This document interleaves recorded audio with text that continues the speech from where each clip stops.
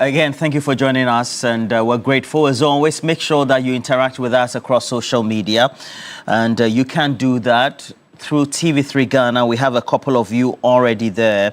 We're grateful that you find time to join us. Today we have two important matters to critically discuss, and of which will be the finance minister predictably will be in Parliament. We're told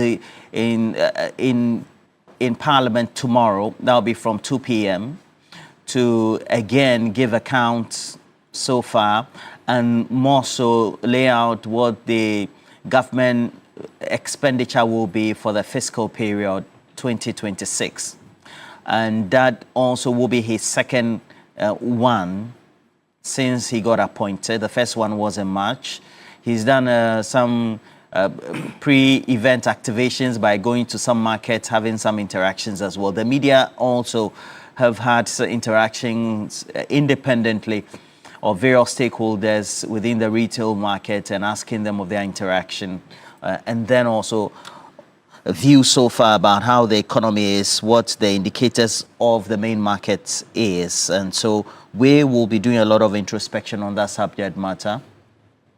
All right, so make sure that you join us on that subject. But before that, we'll just quickly tackle the subject matter of the helicopter crash reports. There was a full disclosure or event, which was live right here on TV3 as well, across not only mainstream, but also social media. And so we'll take a look at what could have been, but perhaps also look at things we could have done better. But again, you look at the key attributions is due to, we're told, the weather and any other technical challenge that could have been recorded as well. But let me just quickly also tell you who our guest will be this morning. I'll have lawyer Hamza Suhiyeni, and then I have Dr. Joshua Jabuntie Zato of Sisala East right there. Good morning to you. Good morning, How are you? Good morning, I'm fine. Great to have you once again. Thank you.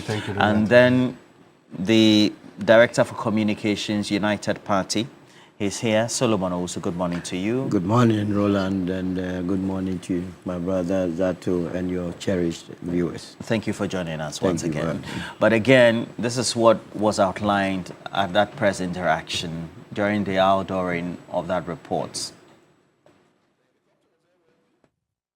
But it lacked additional safety enhancements. For instance, the terrain awareness warning system. Now, you know, the terrain awareness warning system, for instance, is predictive. So what it does is it tells you, warns you, it gives you a better picture of the situation and puts the pilots in puts them in a position to make better judgments, to be able to see everything and be able to foretell if there are any things that could possibly create a problem. But they lacked the additional safety enhancements required for the weather phenomenon over that terrain. There was adverse weather, there was limited visibility, there was rising rugged terrain, with this terrain induced complicating factors, and there were no ground-based navigational route aids en route. The investigation would like to say that from everything they gathered, the emergency response was very timely. The fact that the first responders managed to get to the site in about 2 hours was remarkable because the terrain has very steep slopes. It was raining. It was slippery. So it wasn't the easiest thing to do. When we went to the site, it was also raining and it was very slippery. And we struggled using sticks and everything to try to get up there. So looking at everything, we would say very confidently that the emergency response was very timely. The investigation determined that the accident was caused by the sudden loss of altitude and lift due to downdraft. This loss of altitude without change in power or pitch altitude is consistent with downdraft associated with changing environmental conditions over high terrain.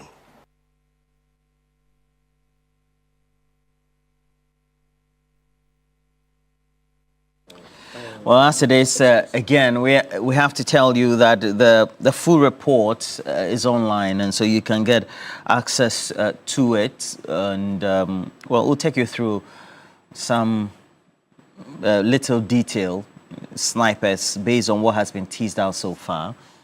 And we have safety regulations, again enumerated, but the key safety recommendations are the need to modernize the fleet of the Ghana Air Force, acquire an aircraft with this advanced navigation systems, install also audiovisual capability through the CVR and FDR as well, invest in flight simulators for regular training. And the key question will be, is there a supposition that perhaps more training was needed for those piloting the aircraft at the time? Safety recommendations continue. Engage a certified aviation weather provider. Establish en route navigational aids, and then also tracking system. Implement flight data monitoring. Get to provide adequate ground support equipment. Again, how that will be possible in especially vegetative areas is something also all of us will have to grapple with. But among all these have been a lot of the comments on social media and what mainstream discussions have been. We'll quickly do that, then we'll look at the budget. But we will be joined by Dominic Ando. Dr. Dominic Ando is an aviation consultant with Aviation Ghana as well. Good morning to you, Dr. Ando. Dr. Ando, good morning to you. Good morning, Roland. Okay, thank you for joining us. And what in the first place do you make of the key recommendations so far in this report? And I'm sure that you had been also perhaps picking some surveillance and intelligence before even this report was put together and then also broadcast or outlawed yesterday. Okay, so in essence, we don't wish to remind the families of their loss. But in aviation, when such incidents or accidents happen, these investigations are very important for us to learn something from it and prevent the next accident or incident. So entirely, the report in a nutshell says that there was adverse weather.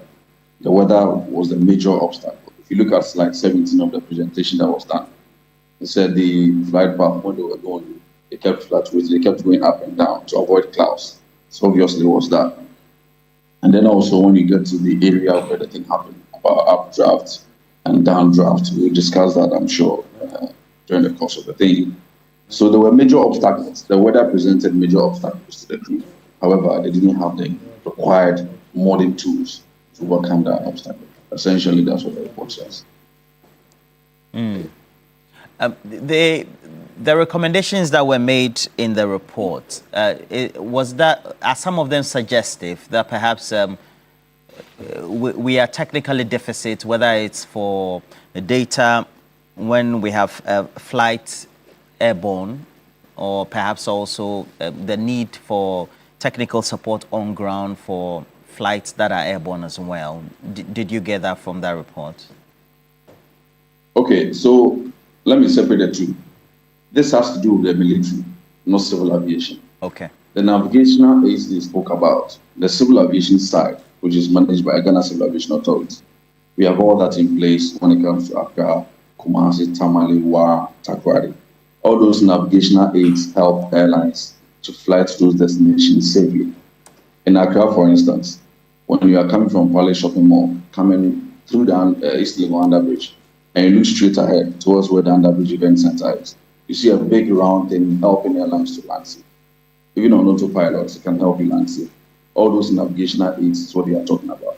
Tamale Airport also has the same thing. You can fly anywhere in the world to Tamale Airport.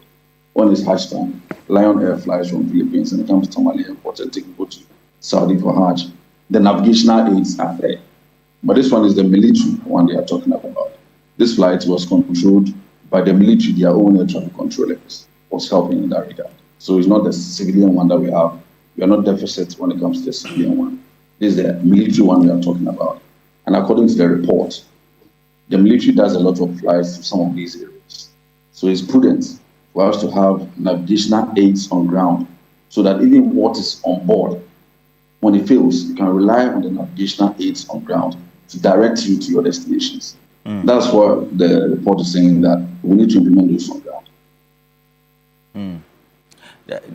Does that mean, based on your own experiences and observations so far, we have some deficits when it comes to the Ghana Air Force adequately to be able to undertake such routine flights compared to what happens? How is Yes, that? we do. In How should we be worried about that, and how is that problematic? Unfortunately for us, Dr. Omane Buama, during Benton and a lot of interviews he granted when he took over as a defense minister, actually did say that there was a lot of deficit. So he was committed to retooling the Ghana Air Force. Fortunately, this has happened. So he knew that these were some of the challenges, and he actually said that the government was going to spend a lot of money retooling them. Roland, take for instance, you bought a car 10 years ago. It's manual. It doesn't have a lot of these modern application things that cars have. If I buy mine today, yours is 10 years old. You don't have the modern equipment in it. When you are reversing, you have to look into your rearview mirror to reverse. But this time, what do we do, you and I? You look on your screen and you can see the red and green lights, which directs you back. That's what we are talking about. So the modern equipment comes with a lot of these avionics, which is needed to overcome such obstacles when you are faced with such challenges over this terrain. The terrain was terrible because one of the key navigational aids Captain Forge will talk about was, look, we didn't have terrain awareness system. When you are flying to South Africa, Kenya, or Dubai, even on your plane as a passenger, you just tap the flight data, and you'll be looking at the terrain. There's mountain here, there's water here, there's that here. They didn't have the benefit of that on the helicopter. That is what he's saying. So if you don't have that on helicopter, you fly into a terrain where the wind may lift you up, which is called updraft, or you fly into the side of the mountain where the wind is coming down and will push you down, which is downdraft. So just like TV3, your building is a mountain. And imagine the winds coming from 37, hitting that mountain.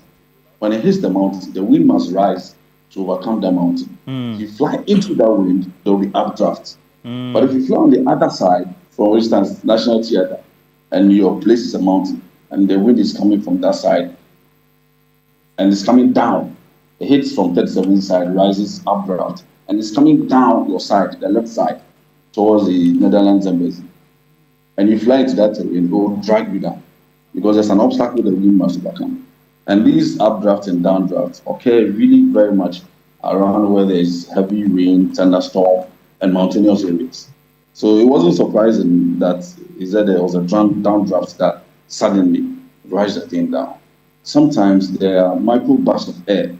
When there's a micro burst of air, it can happen quickly, suddenly, that in a localized area, around the mountainous area, it will pull your aircraft down or it will push your aircraft up. Interestingly, we didn't see that phenomenon happen the whole of the time.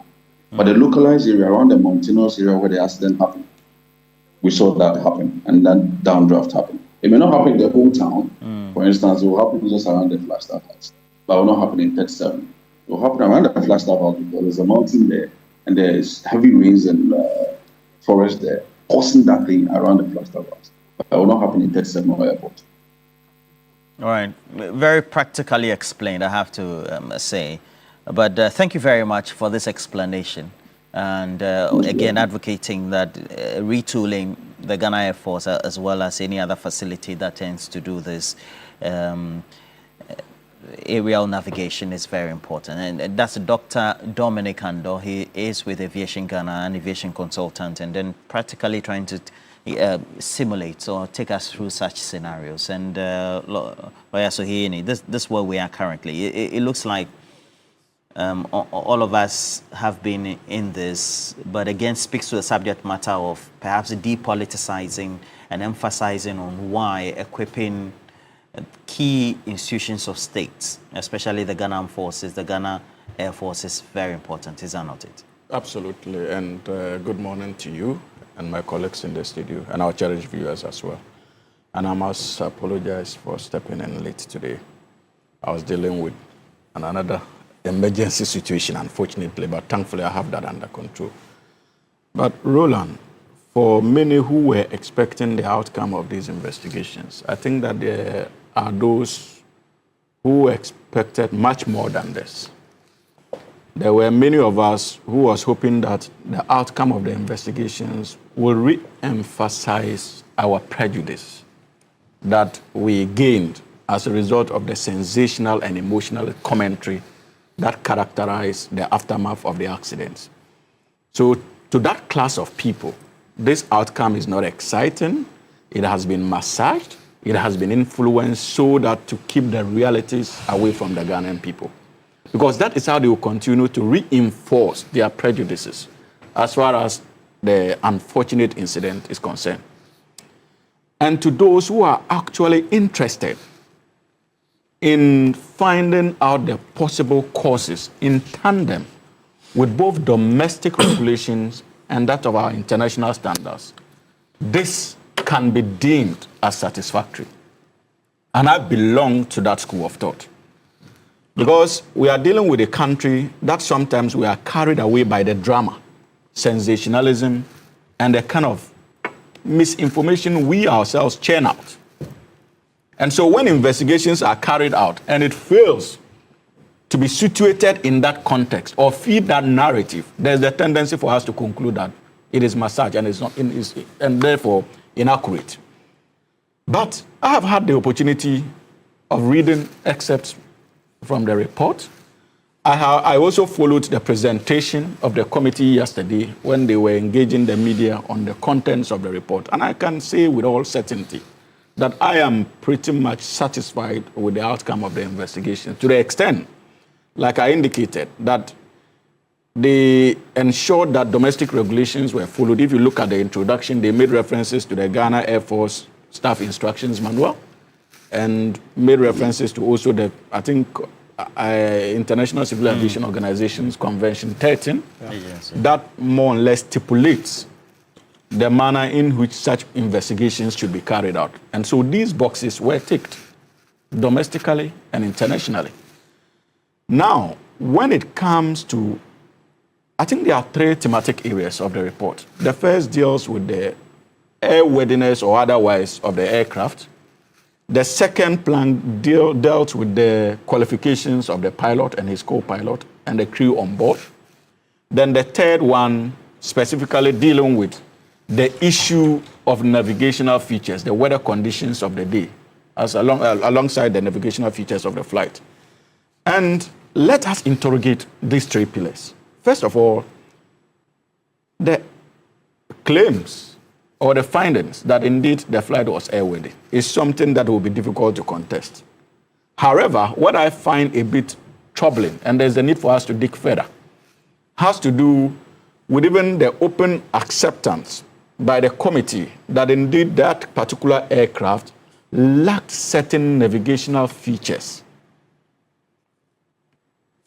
So the question that needs to be asked, under the circumstances, is it prudent to say that it was airworthy, especially when we know that the terrain was a bit troubling, and for an aircraft to be able to navigate such a terrain, it needed to have those features that the committee itself identified. And this particular committee did not have it. So was it fit for purpose that particular day? These are questions that we need to dig further. Then again, the committee also revealed that what's the name? There was no automatic flight control system, even on the aircraft. Of course, probably that had to do with because the fact that the aircraft was bought somewhere in 2012 or something like that. At the time, maybe these things were not a prominent feature when it comes to aircrafts of that nature. So that can be forgiven. But one thing came out quite worrying. Within the Ghana Air Force, I got the impression from the report that they had nobody contracted to specifically be in charge of monitoring what we call the weather conditions as far as the flight schedules are concerned for their daily or routine activities. That was missing in the report. The report indicated that there is the need, as part of their recommendations, for the Ghana Air Force to consider contracting somebody on that basis. So what formed the intel in terms of the weather conditions of the day? What informed the conclusion that the weather conditions were safe to fly, for them to fly? These are questions we need to ask from where I sit. Then there's also the issue of the monitoring of the flight data. The report also indicates that there was no prompt monitoring of that flight data. So it raises serious internal issues when it comes to the operations of the Ghana Air Force. And that is why I agree with you. For all you know, if you engage them too, they are likely to tell you that the resources to be able to put all these things in order, they do not have access to these resources. So we must take advantage of the report, like the chair indicated, and ensure that the needed retooling is done. As far as the Ghana Army is concerned, and to a very large extent, the Ghana Air Force. Because until that is done, this exercise will be an exercise in futility. We cannot simply spend money to do these investigations, come out with these findings, and add it to the shelf. There's the need for government to openly declare through the Ministry of Defense what interventions it seeks to roll out to address many of these recommendations. And we need to be given a time frame. I am confident to make these demands because I know the orientation of the man at the helm of the affairs of our country. And I'm sure that President Mahama is not a leader who is interested in quick fixes. He's demonstrated from his first term and even to now his commitment to finding lasting solutions to many of our germane problems as a country. And for me, I think that there's the need for us to call on him once again to demonstrate that leadership by providing that prompt action that is required to retool the Ghana Army and the Ghana Air Force for that matter. So that if for nothing at all, when we look back in history and we are reminded about this unfortunate incident that claimed the lives of many of our compatriots, we can also be consoled by the fact that the president at the time took advantage of the situation and injected into the Ghana Army the necessary investments that they need to be able to be efficient. But mind you, I am still interested. Maybe that report will not be made public. I am interested in the manner of response from the Ghana Armed Forces, especially after the accident.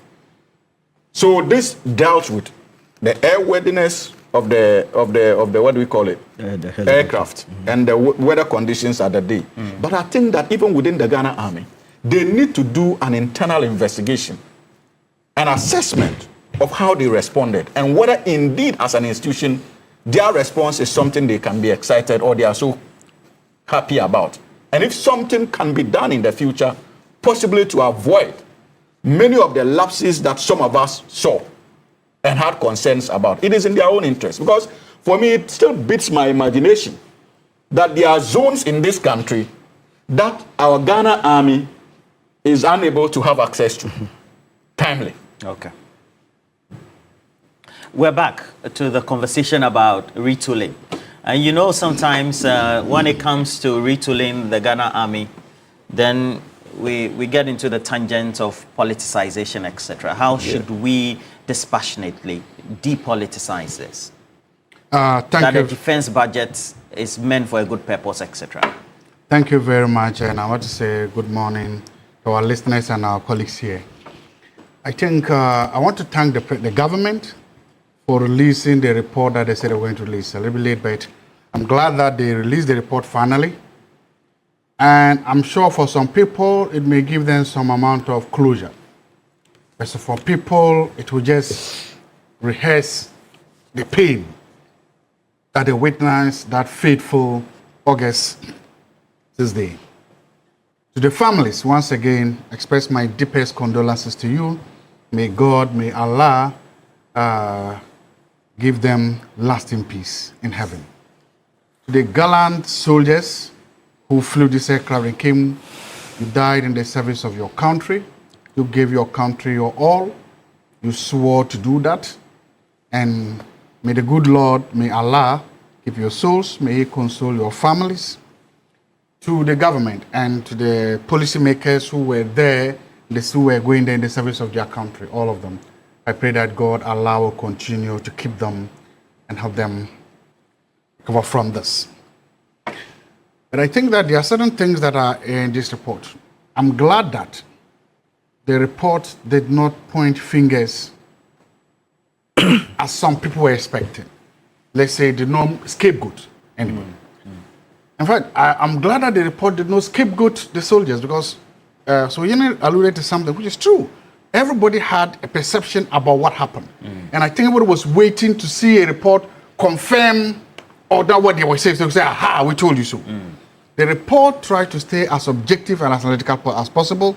It tried to stay away from that. What I take from this is that the report tried to take the high road.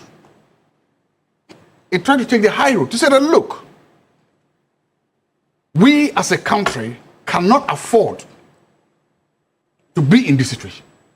The report is trying to say that, in fact, this report is an indictment, a serious indictment on all governments of Ghana.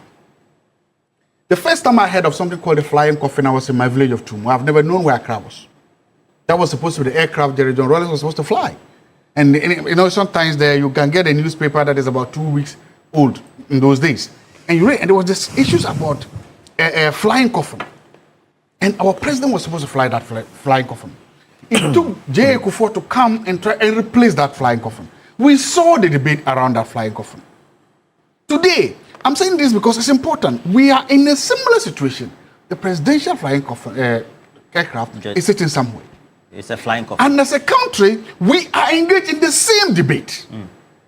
As a country, we are doing the same thing. Look, if you look at the conditions and the things, the lack of things that you've mentioned, and I ask myself, and this is the VIP aircraft? And His Excellency was supposed to be on the VIP aircraft. Just sit back and think, if this is the VIP aircraft, what kind of aircraft are the Z-9, ordinary the soldiers? president was supposed to have been on that aircraft. Exactly. So if this was the VIP aircraft, what kind of aircrafts are the ordinary soldiers using? Have you ever thought about that? That if this was the best of the best, if this was the first class, this was the business class of the aircrafts. And it is, and we have been told, and if you read the report, we are saying that it doesn't have the fundamental, the most basics of this together. If this is what it is, if this is our A-class one, what about the soldiers, the Air Force men and women who are flying every day? You remember, they have to fly every day. I think they have to clock a certain number of miles, is in a week or in a month. They have to do that. What other kind of aircraft are they flying?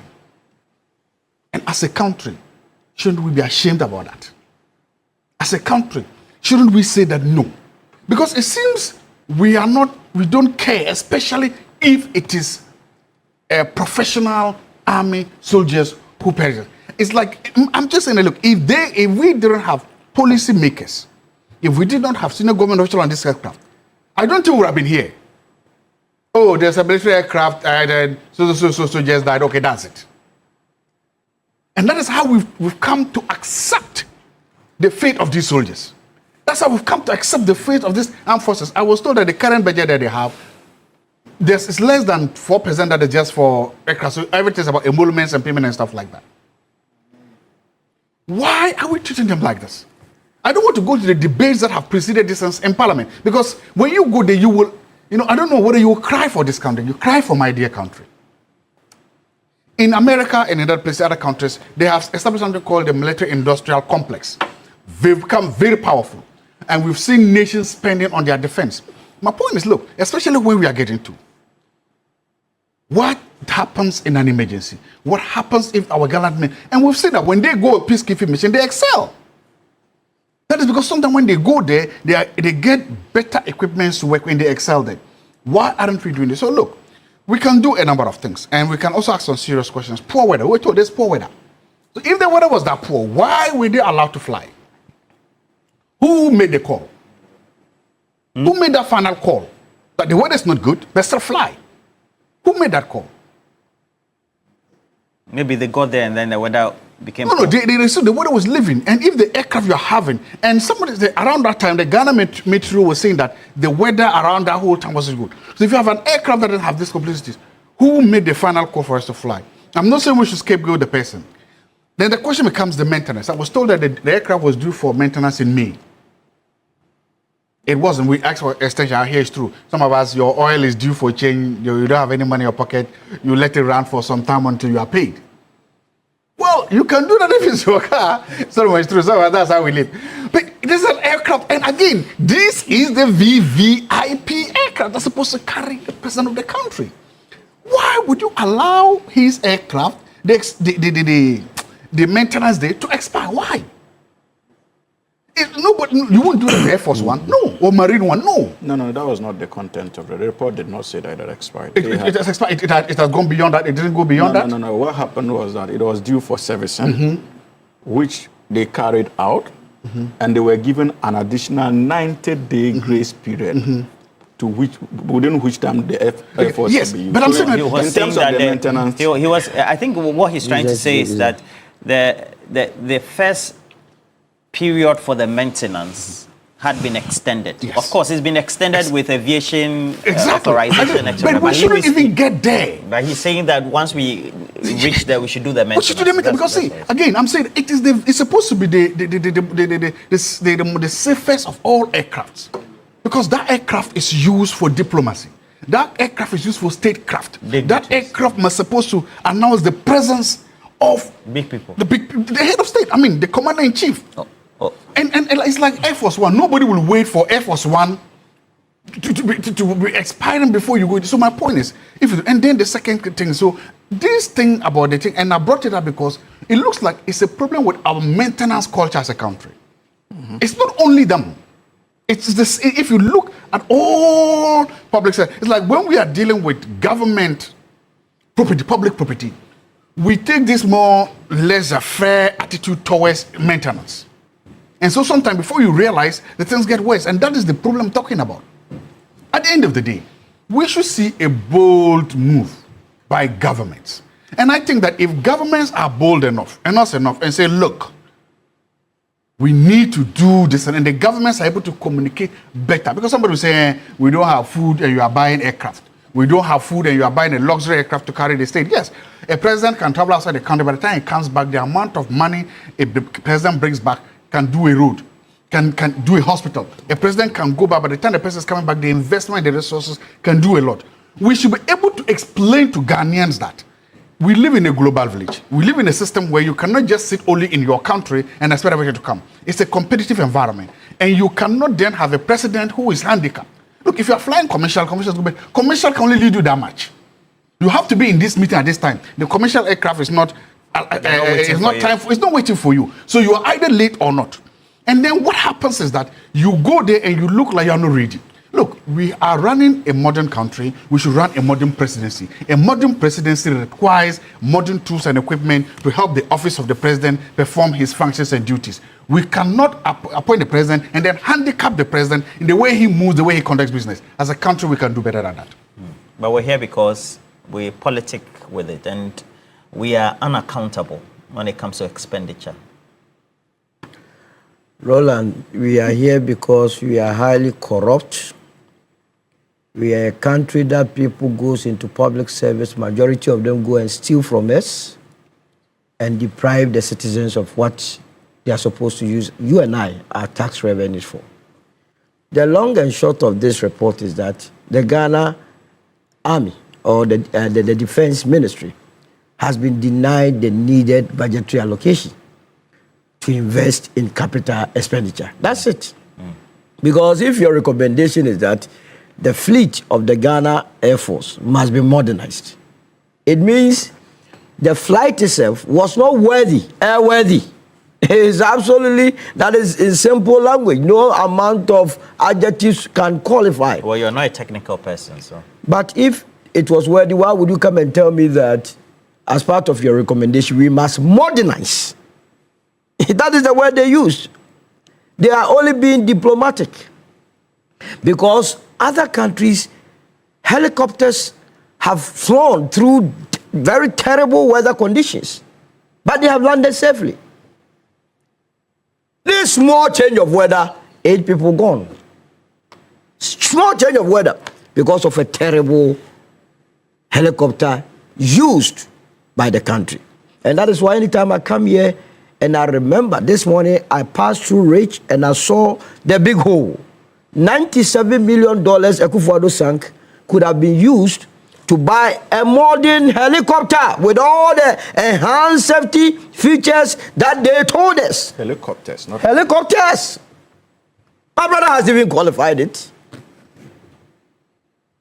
We killed innocent souls because money that could have been used to buy modern helicopters have been used to dig a hole. And that is what is confronting you and I. So we misapply funds. And then We didn't misapply the fund. Okay. We steal. That is what we are dealing with. And that is why the families must be angry at any corrupt official in this country. That is why any Ghanaian anywhere listening to me must be angry at those that have stolen from us. $15 million choppable dollars that could have bought helicopters. Roland, listen to me carefully. $15 million. We did not get money. We have been given an excuse to the Ghana Armed Forces that we don't have money to go and buy modern helicopter or helicopters. But we found $15 million to go and cook all Africa Games. Because of that, 8 solid Ghanaians, squadron leader Bafami Anala, qualified, gone just like that. Sergeant what? NS Adomensa, gone like that. Flying officer Seth Ochuman Pedu, gone like that. My own friend Mutala, gone like that. My friend Omanibuama, gone like that. A respectable person, Dr. Samuel, gone like that. Abuaji, gone like that. And we are this morning beautifying nonsense. So we shouldn't sugarcoat. What is it? A spade, a spade. A spade, a spade. You're calling it. They have the monies meant for the development of our institutions are in the pockets of the individuals in this country. They are in the pockets of, and the nation continues to suffer. Now you see, a simple matter of weather. You understand? You beyond not giving them the modern helicopters. There are issues with also the report, as has been explained by my two brothers. And I agree with Zato as to who made the call for the flight to move. Because the report says that the original departure time was 8 o'clock a.m. It was delayed for an hour and 12 minutes. What's your point? The point is that it being they were not even sure of the weather. So who finally gave the green light that it has to move? Yes, we all know that these reports are not done to us, it were pinpoint accusing fingers, but it is done to us better future or stop future occurrences. That is good.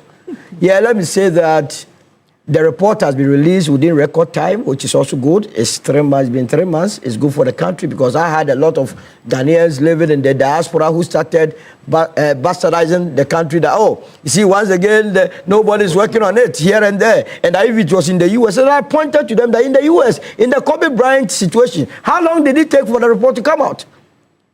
The former basketball player. The former basketball player. With all their sophisticated system, it could not come out in record time. So we thank those that brought the report. But the report that they have brought is not different from our guesstimates here.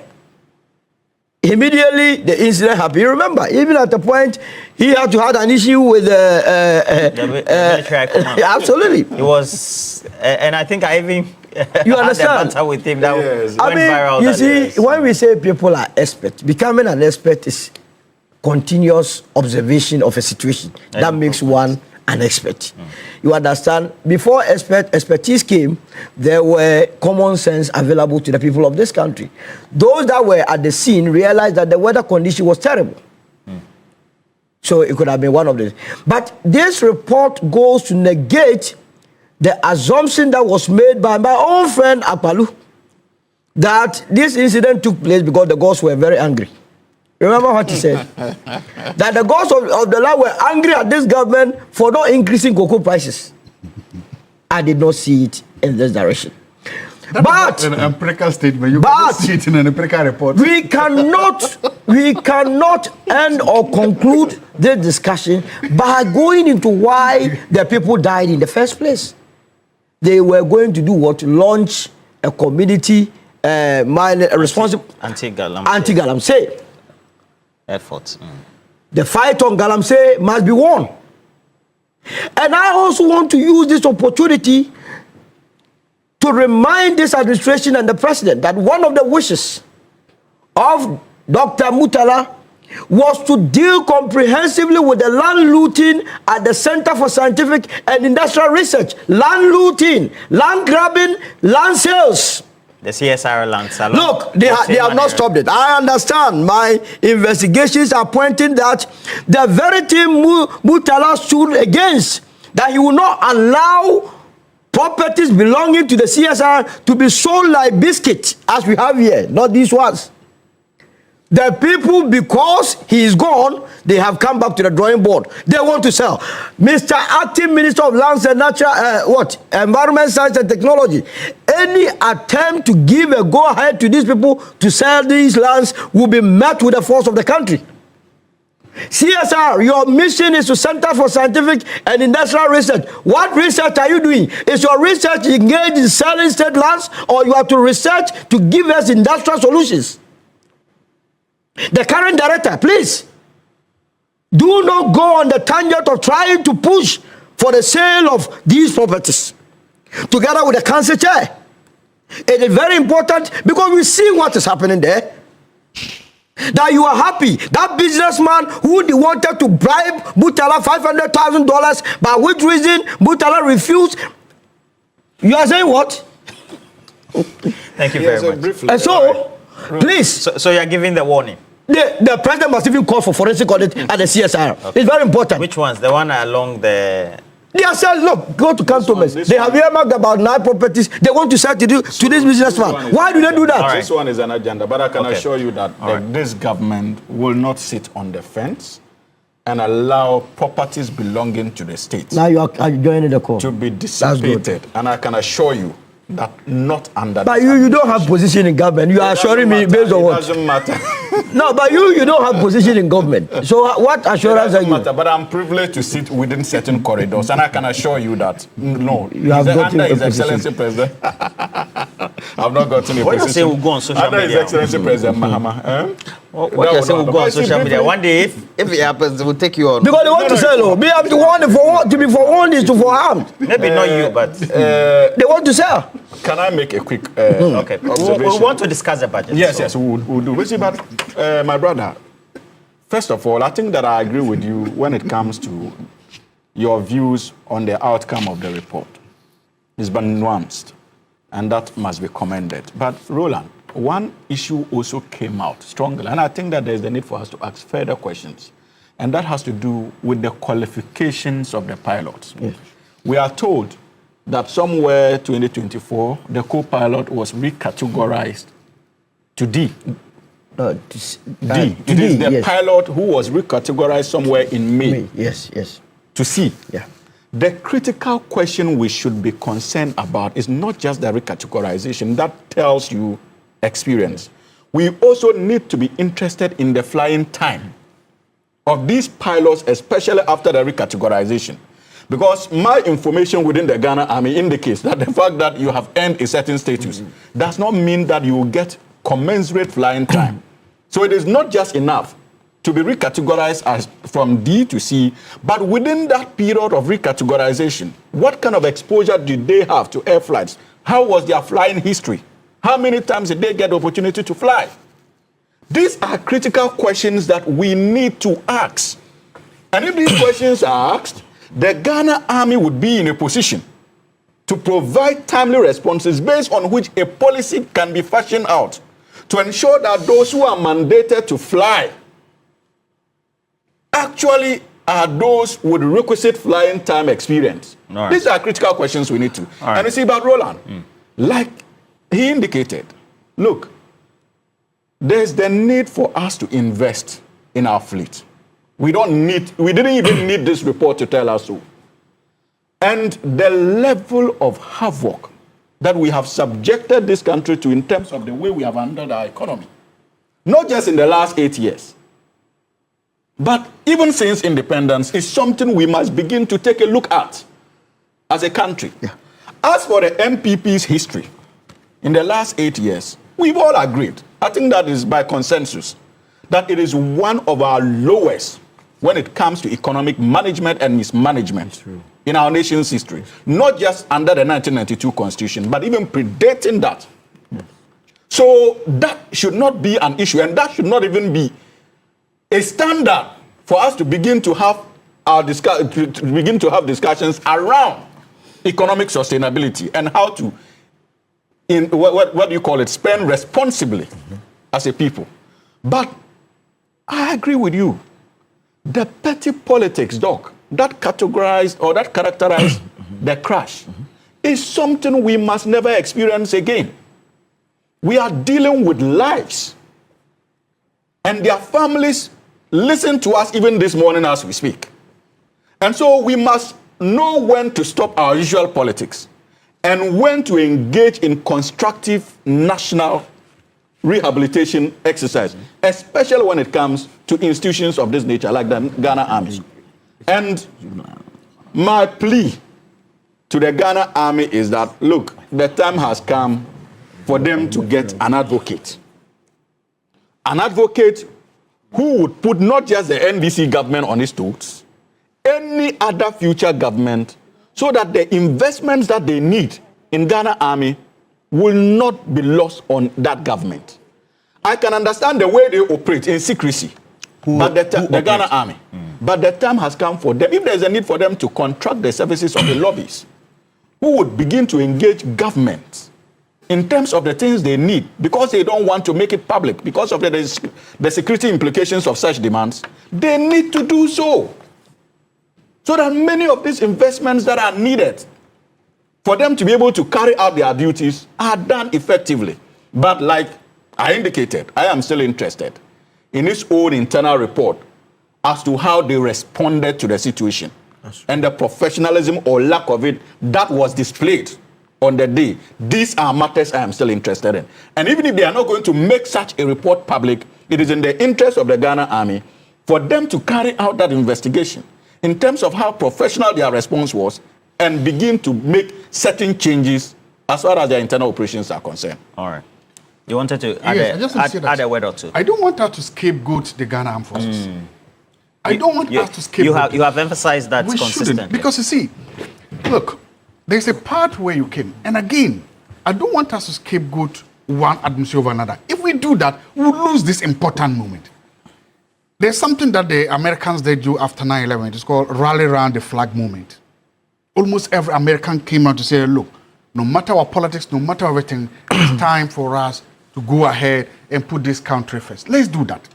Because if we don't do that, we lose a very valuable opportunity. There are people in the current government who are, if in terms of public policy, hawks. There are people in the opposition now who, in terms of foreign policy, are hawkish. These people, and that is where I want to land on the point we're making. We can form a coalition of hawks, of military hawks, in parliament to begin to lobby for the military. That will mean that some of the positions that people took, because sometimes it's okay to take a position once we're in opposition, to make statements, to make comments just because you want power. But now that you are on the front line, you've seen things. What are you talking about? Also, I'm talking about politicians. Now you are making insinuations. Yes, they all did it. They all did it. Casting aspersions and innuendos. To all politicians. So whenever they are in opposition, they trivialize these important issues. That's what they do. They trivialize them. But once they are in power, they see the reality. My point is that we should begin to see a powerful lobby in parliament made up of the men and women, especially those who served in the National Security Council, Interior, Defense, Foreign Affairs, Attorney General, Finance. To be able to say, look, we have been here. Somebody like Dominic Nittiwul knows these things very well. Now, you can then see a strong collaboration between him and the current Minister of Defense or his deputy to say that, look, we have been there. We've seen what the generals have told us. Somebody like Honorable Intim Fojo, who has been, I'm saying that we can begin to build a strong, powerful coalition of this in parliament. These people can then provide the political cover for the politicians to do the purchases. They can now begin to provide the political cover for people to do, until we do that, unless until we come up with such a powerful lobby in parliament, who are just people saying, look, we want to put the military first. We want to make sure that their maintenance, their budgets are not just to buy food and fuel, but that they should go and buy high, strong military hardware. They will do that because we also face serious security, terrorism problems up north and around us. And we are beginning to see challenges. So look, we need that. We need men and women to raise their hands and say, screw the politics. I want to put this country first. Screw the pettiness. I want to make sure that our army becomes one of the best to, first of all, protect us. I just want to say something before I go. Okay. See what happens when the people were chased from the I'm asking myself. We chase who? The Galamsey thing, when the soldiers were 9 months. Imagine 9 months chase. And if you hear what they say, by people who were armed, in any country, there should be no force stronger than the armed forces. If you have that, it's a terrorist organization. Actually, there should be no other force apart from. Otherwise, then they are a terrorist group or an insurrected. Hallelujah. So that's what we're getting to. If the Ghana army is forced to retreat because the power coming is too much, we are in dangerous territories. And that was what they did. They retreated because the force coming in was too powerful for them.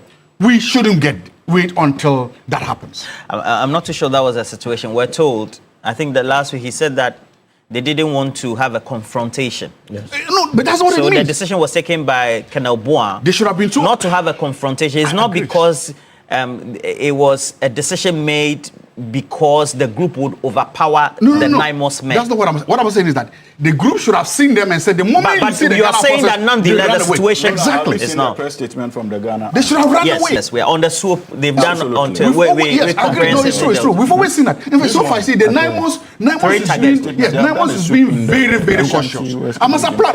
Last week I applauded them for that. Fantastic. 9 months is being very cautious. I've said that. They've been. And we've applauded them, the Colonel, and they have been very cautious. They've tried not to shoot or confront civilians. They've been very cautious. The Galamsey, some people should not take their caution as a weakness. Never. They should not take their mercy for granted. Their mercy as a weakness. I have this one from Oseb Boateng who says that today is one of the few days where Zato and Solo agree on the same point. Where there are no rebuttals between them. Fantastic.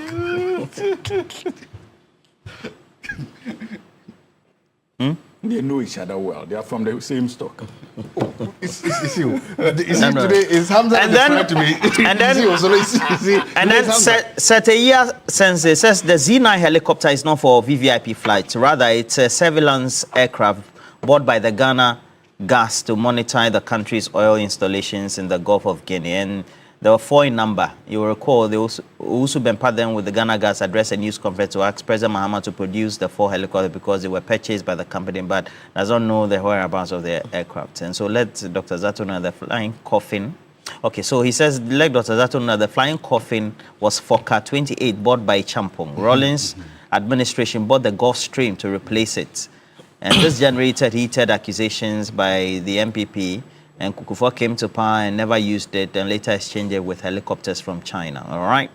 And then we have more coming in. Sam also says that Dr. Sari should not twist the fact.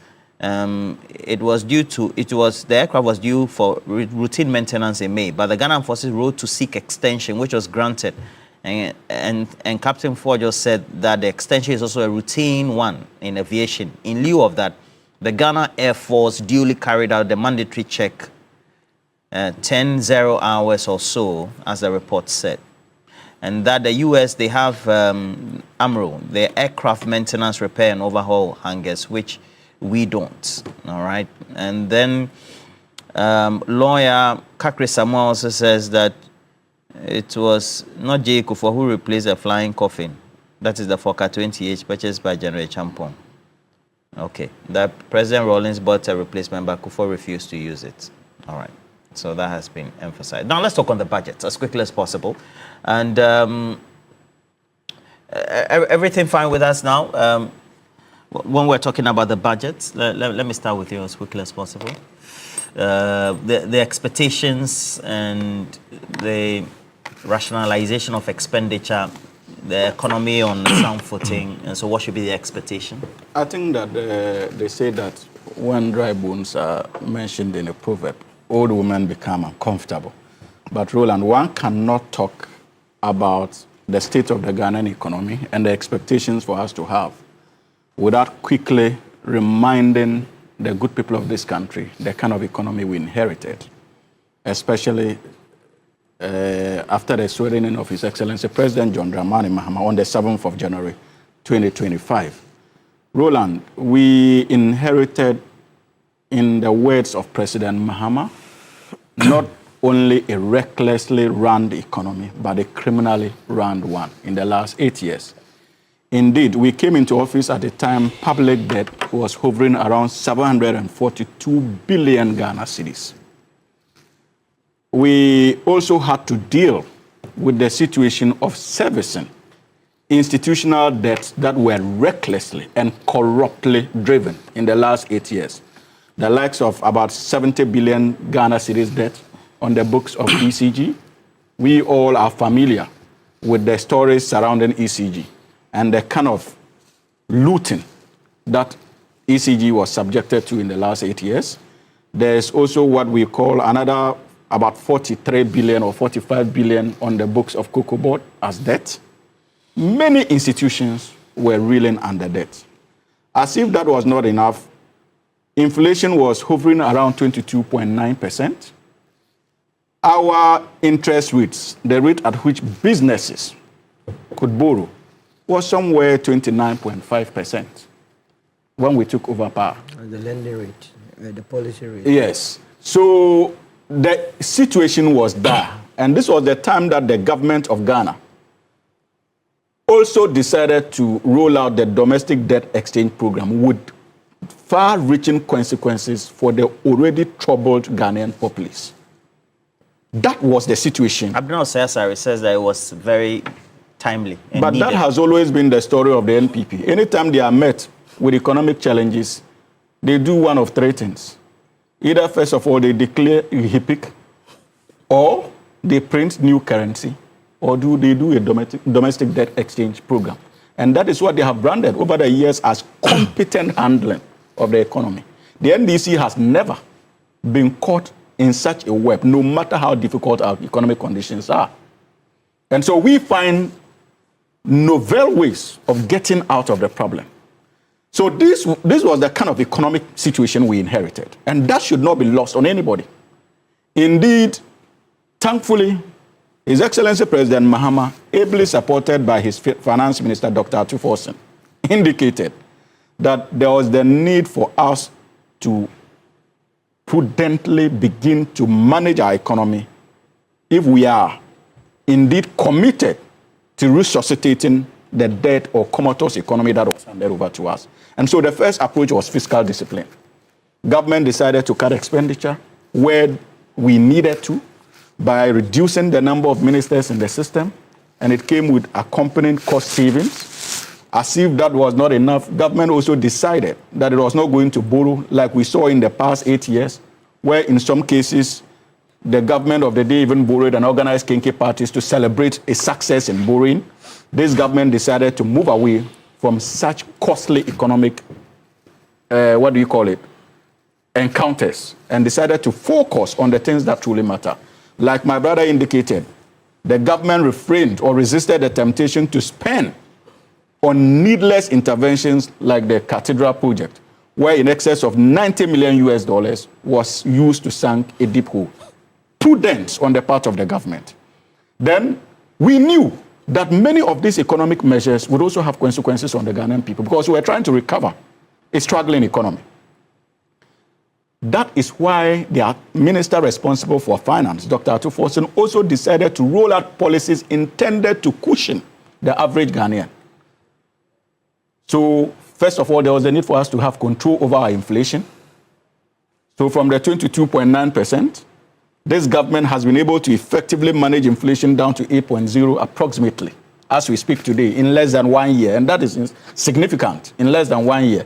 Today, the lending rate or the commercial rate is now around 21.5% from the 29% that we inherited. What this simply means is that businesses can borrow at a lower rate than they were borrowing under the erstwhile administration of Nana Addo Dankwa Akufo-Addo and Dr. Mahamudu Bawumia, the economic guru. So these are the issues. So Roland, as that was not even in, the government also proceeded to throw out a number of policy interventions, including the National Apprenticeship Program. In excess of about 250 million Ghana cedis has been released, intended to train Ghanaian young men and women who are interested in learning a trade. A novelty at the time that we were trying to still get a handle on the economic mismanagement that we inherited. Government also proceeded to release in excess of about 50 million Ghana cedis for the preparatory works for the Women's Development Bank. Government also succeeded in managing effectively our exchange rate regime. Today, Ghana, the exchange regime hovers around 10.4, 10.6, as opposed to the about 15 that we inherited at the interbank lending rate. There's an improvement in that regard. That is progress. So the Ghanaian people would be expecting and hoping to see how these gains will translate into the 2026 budget. And it is something that I'm convinced that undoubtedly it will. We hope and pray, and I'm sure that it will happen, Solo, that this budget will give us a signal as to the amount of money that the government is now ready to allocate to the Women's Development Bank in particular, for them to start their activities. So I am hoping that this government will respond, this budget will respond to that. Roland, I'm also quite positive that this budget will respond to the issue of agriculture, especially when it comes to the oil palm plantation sector. I would want to know the amount of money that will be invested in that regard. And I'm convinced that the government will respond in that regard. So let us be positive, knowing the man at the helm of affairs, Honorable Dr. Atu Forson. The Ghanaian economy is no stranger to him. He's been there as Deputy Finance Minister. He's now Substantive Minister of Finance. And I can assure you that even our most avowed critics would agree that we have demonstrated knowledge and experience in terms of how we have handled our economy since January 2025. And this, Roland, this is under a year. We've been able to chalk all these successes. And we can assure the good people of this country that if they continue to support this administration, we will not behave like the last. It is not for nothing that for almost 9 or 11 months now in power, even our opponents are unable to point out to specific cases of corruption under us. When they came into office, in less than 6 months, we had the likes of Muvimpina. This government has ensured, because of the mettle and diligence of His Excellency President John Dramani Mahama, this government has ensured that it continues to have a handle on how appointees conduct themselves and how they manage the limited resources of this country. And it is the reason why we have been able to go this far without any major scandal of financial impropriety on the part of the NDC and John Dramani Mahama's regime. And we will continue on that tangent because that is the commitment. We promised a reset. And the reset is not only to reset the wrongs of the last 8 years under the NPP. The reset is also intended to reset many of the wrongs in the past, especially when it comes to our economic situation. So, Roland, I am hopeful that this government, the budget that His Excellency John Dramani Mahama will direct the minister responsible for finance to present, will be one that will respond to the many concerns of the Ghanaian people. And in this budget, you will begin to see many of the promises the NDC made in opposition being actually actioned on, given the financial backing to move. And that is the goodwill message I have for the good people of this country this morning.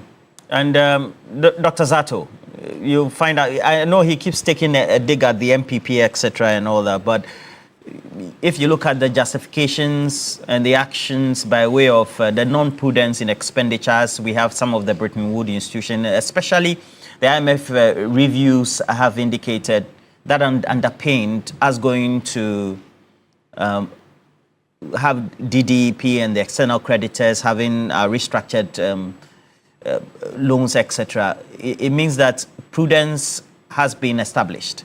What would be your expectation based on what the promises were of the John Mahama government in opposition in their manifesto and what they've said they should be doing in the next budgetary year? Well, thank you. If you sit back and you look at how the economy has been managed from January to now, there are highlights and high points that you ought to give the government some credit for. Some credit? Yes, for. Not all the credit. So, yes, the government has been able to keep inflation even below their own target. High marks for that. You cannot deny that fact. It has happened. The government has been able to reduce interest rates that we've said. High marks for that. You cannot run away from that. The government has kept the city stabilized. Fuel prices have even come down. So there are certain economic indicators that no matter how you look at it, you can say, thank you, government, thank you, finance minister, thank you for this, that, for that they have achieved, they have done that. And it's good. And then you then begin to sit down and then you ask yourselves, what is the value of all these things? Why is it good to have lower inflation? Why is it good to have lower interest rates? Why is it good to stockpile, to have a higher stockpile of foreign reserves? Why is it good to stabilize the city?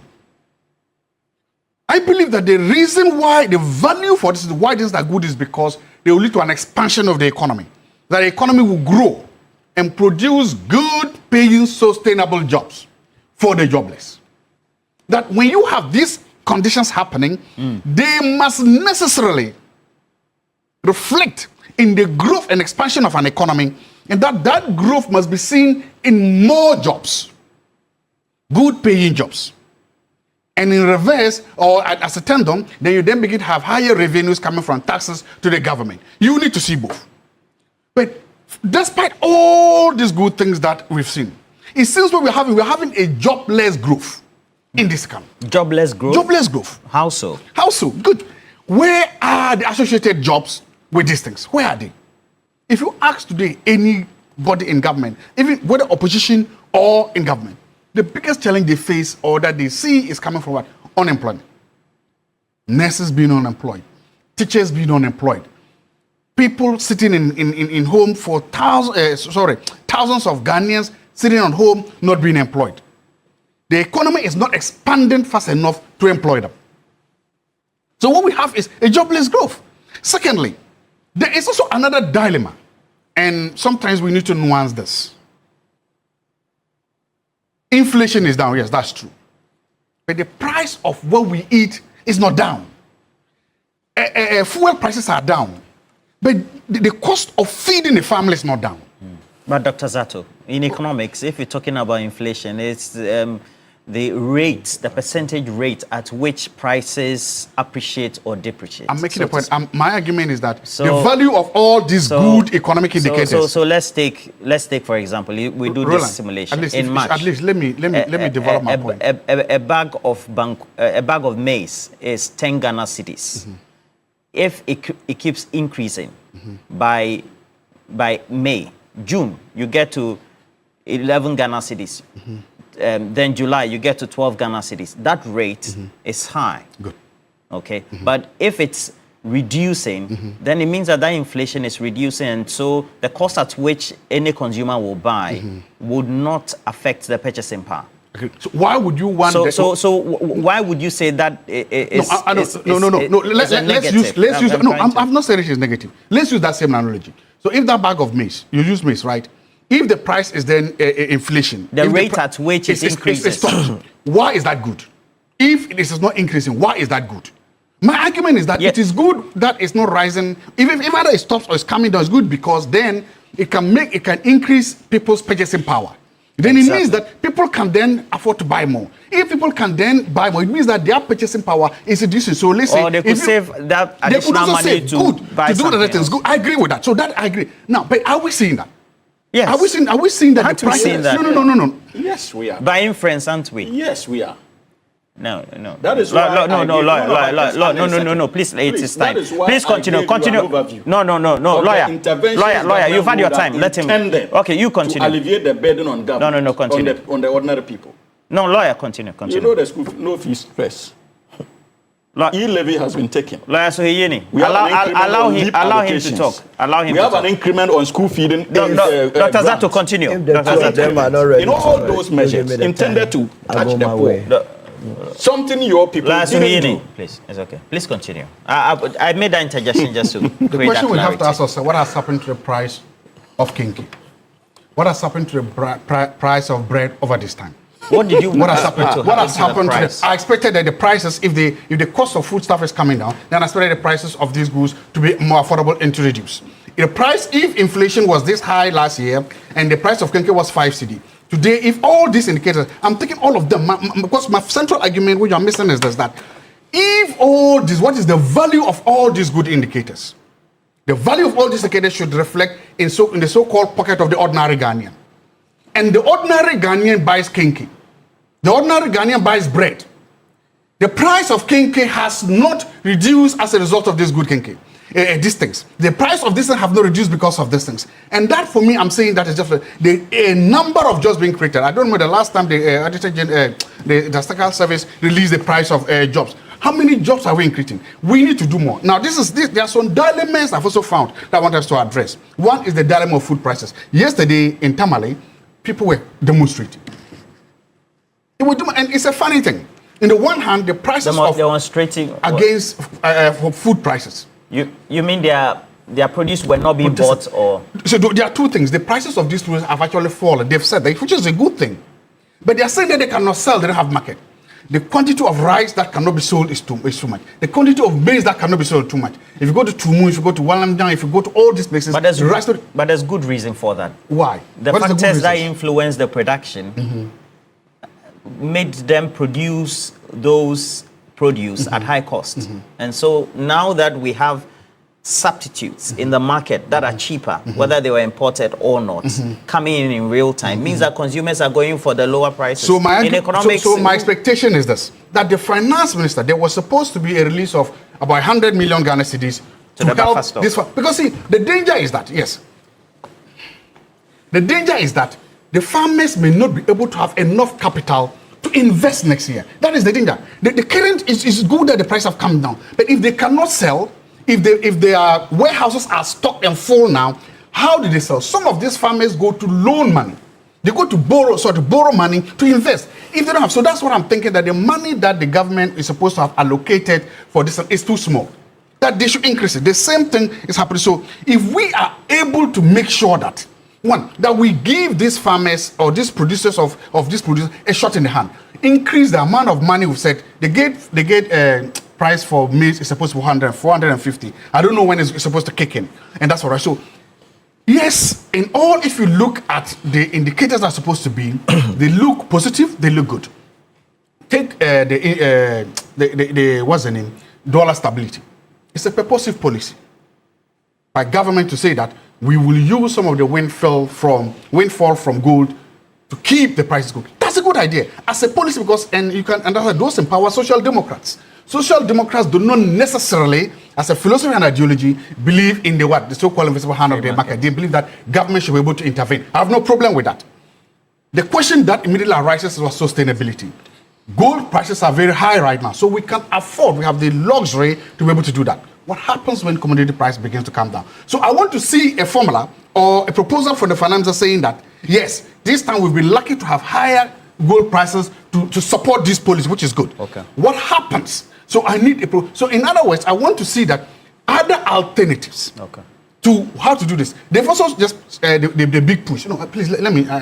Big push has been come. So they've just commissioned. They've just commissioned the Tumu this road on the big push. Excellent, wonderful. I'm very happy about that. And thank you, Your Excellency. Yesterday you went and you commissioned that. That's leadership. I'm hoping to see that the finance minister dedicate more money. I hear about 30 billion to be dedicated.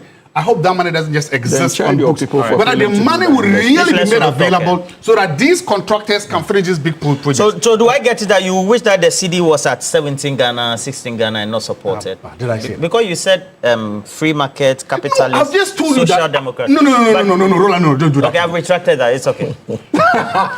But why is it that you want to intimidate everyone here? You see, when I've just said that. No, it's okay. He doesn't have the time.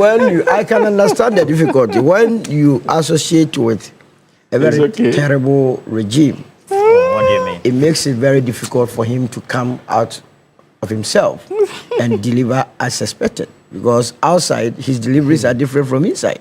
The truth of the matter is that I have said time with that number that I do not wish or want this administration to use the erstwhile administration as their yardstick. Either than that, we will not make any headway.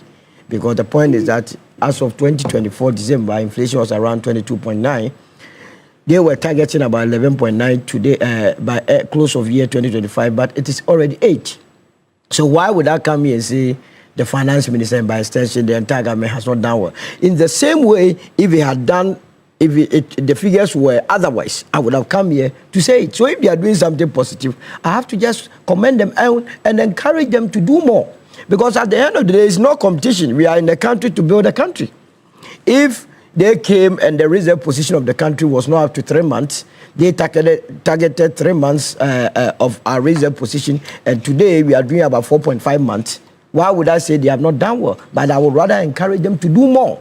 If they came in and they ceded to the dollar, they were anticipating between 10 to 12, and we are almost a month to the end of the year, and it is still between 10 to 12. It means they have achieved their target. If they came in, and like we all know, they were not borrowing recklessly, we are yet to hear any scandals, though definitely there will be scandals along the way, which will come that we will deal with it appropriately. And they have been able to... scandals, eh? Absolutely. You will not have saints, all of them being saints. Tell that to lawyers who in. But this one, as you are speaking, someone is even cooking a deal. Maybe in the office is watching me. They will definitely come. The same way as Ibe and Co. Remember the National Service scandal. Their total exposure of 2.4 billion could have bought more than 10 helicopters. So helicopters are walking about, and we have people who now go to Yoko and sit on the floors that they are protesting helicopters at the National Service. So I would have to acknowledge the very positive impact that this administration have made in the last 12 months. But beyond that, and that is why I agree with Zatu, that the economy has to be expanded. Because if you look at the data, we still continue to depend on our cocoa and gold, which is not good enough. There we have to expand to enter into other areas, non-traditional areas. What are we doing with, like Hamza said, the palm? Malaysia came to this country, picked a palm fruit, went back. We even trained them how to plant it. Malaysia is now raking close to 20 billion a year from palm. Production of palm and its associated products.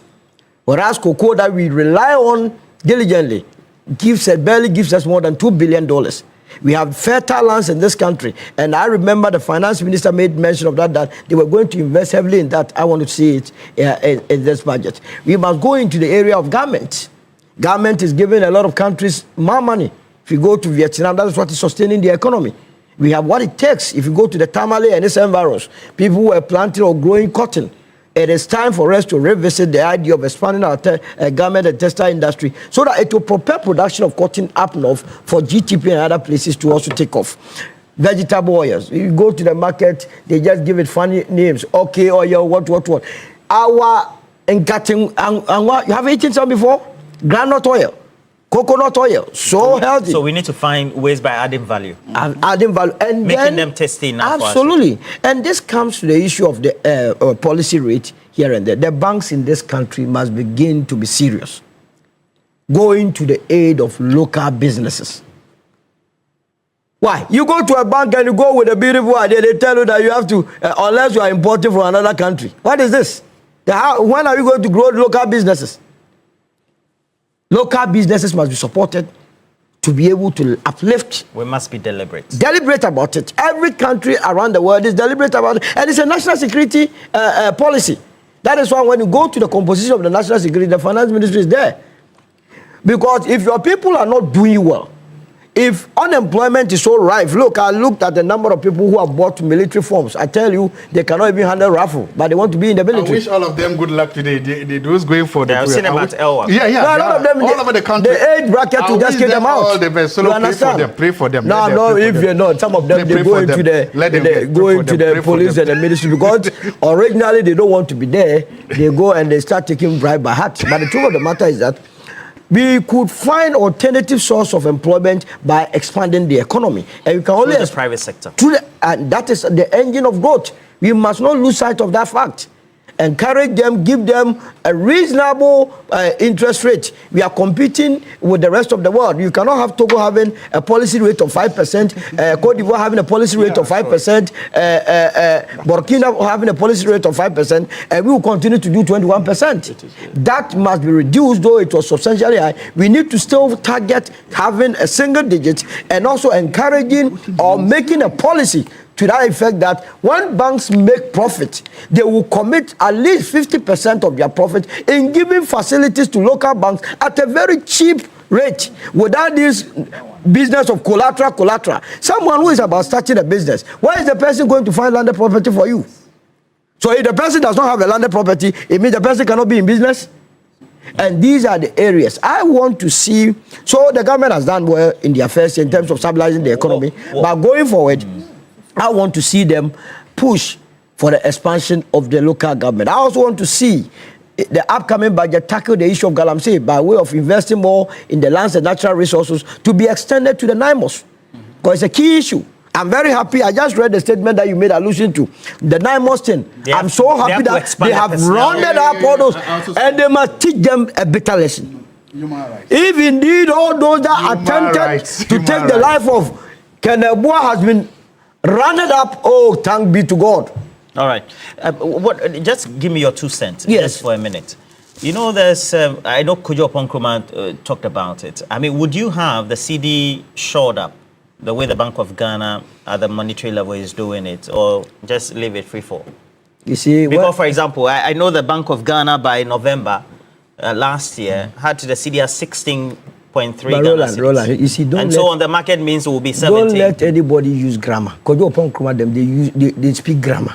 You are a government. The interest, what is the interest of every government?